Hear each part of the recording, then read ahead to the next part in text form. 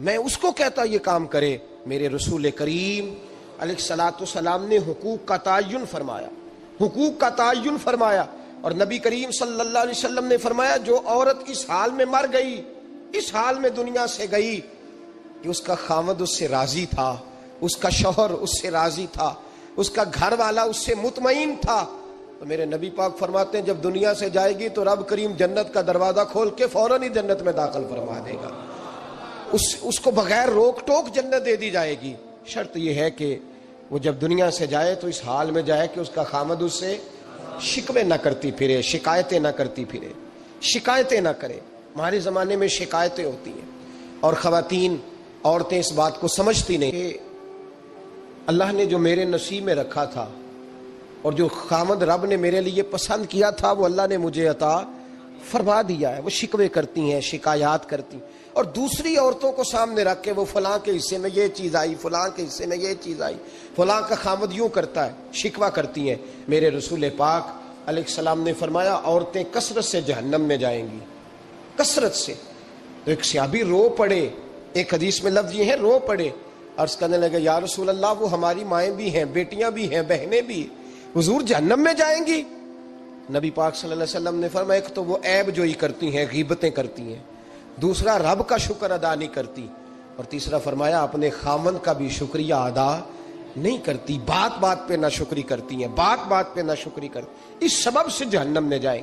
عورت کے حقوق کا تعین فرمایا، اور ساتھ ہی میرے رسول پاک علیہ السلام نے مرد کی طرف توجہ فرمائی، اور کیا خوبصورت لفظ ارشاد فرمائے، فرمایا تم میں ہر آدمی اپنے آپ کو اچھا سمجھتا اور اچھا کہتا ہے، ہر آدمی کہتا ہے، لیکن کوئی اگر مجھے آ کے پوچھے گا کہ محبوب آپ کی امت میں اچھا کون ہے، تو حضور فرماتے ہیں میں اسے اچھا سمجھوں گا جو اپنے گھر والوں کے حق میں اچھا ہے، جو اپنی بیوی خیرکم لأہلہ، تم میں سے بہترین وہ ہے جو اپنے گھر والوں کے لیے اچھا ہے۔ اور فرمایا جاؤ میرے گھر جا کے پوچھ لو وانا خیرکم لأہلہ، میں تم سب سے زیادہ بڑھ کر اپنے گھر والوں کے لیے اچھا ہوں، تم میں بہترین وہ ہے جو اپنے گھر والوں کے لیے، بال بچوں کے لیے، بیوی کے لیے اچھا ہے۔ رسول کریم علیہ الصلوۃ والسلام نے خامند کو حکم دیا اور ارشاد فرمایا کہ عورت ٹیڑھی لکڑی ہے، بیچاری کو اللہ نے عقل پوری نہیں دی۔ ایک بچہ چھوٹا ہوتا ہے، ہمیں پتہ ہوتا ہے کہ اس کا شعور پورا نہیں، اگر کوئی غلطی کرے تو کیا اسے نکال دیا جاتا ہے گھر سے؟ بولے، چھوٹا بچہ ہے، وہ کئی دفعہ بڑا نقصان کر دیتا ہے، آپ کیا کہتے ہیں؟ اسے مارتے ہیں، کلاڑی لے آتے ہیں اس کے لیے؟ اس طرح کرنا چاہیے، اس کے ابے کو بلا لینا چاہیے، بےزتی کرنی چاہیے پنچایت میں بٹھا کے کہ یہ غلطی کی ہے تیرے بچے نے۔ بھائی دادا یہ کام کرتا ہے؟ بولے نا، کیوں نہیں کرتا؟ وہ کہتا ہے ہمارا بچہ نہ سمجھ ہے، اپنا پوتا ہے، ہمارا اپنا ہے، اگر ہم اس کا ایپ باہر نکالیں گے تو بڑا کام غلط ہو جائے۔ لیکن وہی ابا جی جب بہو کوئی غلطی کر بیٹھتی ہے تو پنچایت بلاتے ہیں، لوگوں کے سامنے معاذ اللہ تعالیٰ بڑی کڑوی کسیلی باتیں کرتے ہیں، ایسی باتیں کرتے ہیں کہ جو ان کی بیٹی کے بارے میں کہی جائے تو وہ کبھی پسند نہ کریں، اتنے سخت جملے کہے جاتے ہیں، بیٹی والے کو رسوا کیا جاتا ہے۔ میرے نبی کریم علیہ الصلوۃ والسلام نے فرمایا یہ ٹیڑھی لکڑی ہے، بیچاری کو اللہ تبارک و تعالیٰ نے اپنی حکمت کے تحت عقل عادی عطا فرمائی ہے، تم اگر چاہو گے سیدھی کرنا تو یہ ٹوٹ جائے گی، سیدھی نہیں ہوگی۔ حضور کیا کریں؟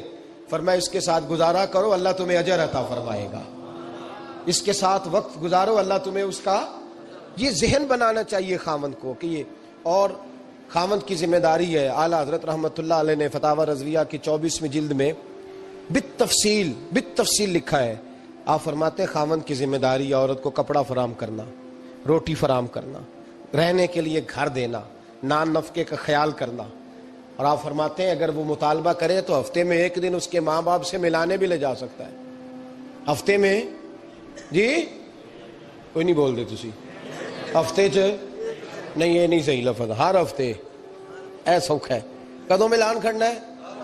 پاویں نہ بولو، گل جڑی سچی ہو تے سچی ہے، ملان کدوں لے جانا ہے؟ اچھا اپنی اماں نو روز ملدا ہے سویرے شام، تے وہ کہندی مینوں بھی اماں نو ملا لیا، تے کہندا روز نہیں جائیدا، تو تم ہی نہ مل اپنی اماں نو روز بھائی۔ دیکھیں نا اعلیٰ حضرت فرماتے ہیں ہفتے میں ایک دفعہ ماں باپ سے، بولے بیٹی کا پیار ماں باپ سے زیادہ ہوتا ہے کہ بیٹے کا؟ لو تو سارے انہوں پتا ہے، یعنی تسی گھٹ کر دے ہو نا تاں بیٹی دا نام لیا جے. صحیح بات کر رہا ہوں؟ تو جس کا پیار زیادہ ہے اس کو روک دیا، کہتے نہیں روز نہیں جائیدہ، سال بعد جائیں. بلکہ ان تے اللہ خیر کرے، اللہ پاک فضل کرے. داماد صاحب کی عزت ہی نہیں نہ ہوتی، اس کو آنکھوں پہ بھی اٹھائے تو کہتے تیرے گھر دے میری عزت نہیں کر دے. پتہ نہیں ان تو عزت بھائیا کیڑی شے دا نام رکھیا ہے، وہ کیڑی ہے جڑی تینوں چاہیے، اللہ ہی بہتر جانتا ہے.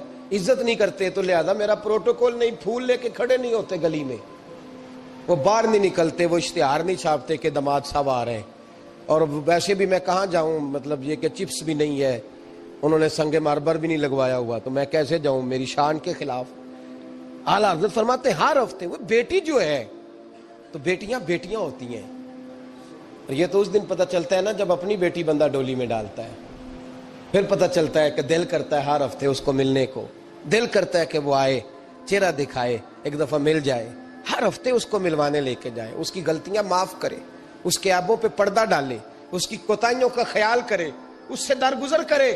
میرے نبی کریم صلی اللہ علیہ وسلم نے فرمایا میں اپنی امت کو حکم دیتا ہوں کہ اپنی بیوی سے بغض نہ پالنا، بغض نہ پیدا کرنا. کوئی غلطی کرے تو بغض نہ پیدا کرنا، بغض نہ رکھ لینا سینے میں کہ تو ہے ہی ایسی، تو ہے ہی، بغض نہ پالنا. اور کیا خوبصورت لفظ ہیں حضرت خدیجہ الکبریٰ کے سرتاج کے، اور کیا لفظ ہیں جناب سیدہ آمنہ کے لال کے. میرے نبی پاک فرمانے لگے اگر تمہیں اپنی بیوی کی کوئی عادت ناپسند ہے تو غور کر لو، ڈھونڈ لو، اس میں ایسی بھی عادت تمہیں ضرور مل جائے گی جو تمہیں بڑی پسند ہوگی. ڈھونڈ لو، غور کر لو، مل جائے گی. کوئی ایسی بھی مل جائے گی جو تمہیں بڑی پسند ہوگی، وہ بھی تمہیں مل جائے گی. ڈھونڈو تو صحیح، تلاش تو کرو. بغض کی اینک نہ لگانا، بغض کی اینک لگا کے دیکھو گے تو کچھ نہیں ملے گا.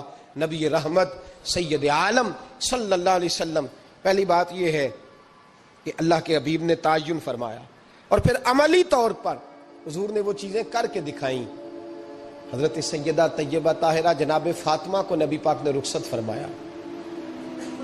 حضرت علی کے گھر کے سارے کام جناب فاطمہ کرتی تھی، سارے کام. کسی ایک جگہ بھی شکایت نبی پاک صلی اللہ علیہ وسلم نے نہیں فرمائی کہ میری بیٹی سارے کام کرتی ہے، بلکہ حضرت اسماء کے بارے میں سیاہ ستہ میں روایت ہے، جناب ابو بکر صدیق کی صاحبزادی، یہ نبی پاک صلی اللہ علیہ وسلم کے پھپھی زاد بھائی حضرت زبیر بن عوام، عشرہ مبشرہ سے، ان کے گھر میں بیاہی گئی تھی.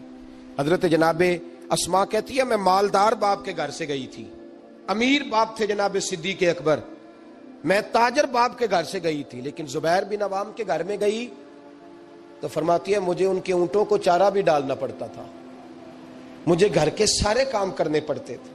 فرماتی ہے میں چنے پیس کر جانوروں کے لیے میں خوراک بھی تیار کرتی تھی، اور وہ چلے جاتے تھے تو میں ان کے گھوڑے کی دیکھ بھال بھی کرتی تھی.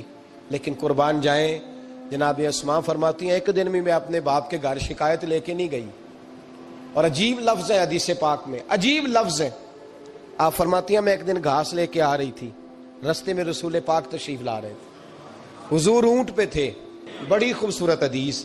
حضرت اسماء فرماتی ہیں میں خامند کے گھر میں کام کاج کرتی تھی، میں چارہ لے کے آ رہی تھی، اونٹ پہ حضور تشریف لائے، نبی پاک نے اونٹ کو بٹھایا، اونٹ بیٹھ گیا تو حضور نے فرمایا اسماء میرے پیچھے بیٹھ جاؤ، میں تمہیں گھر تک چھوڑ دوں.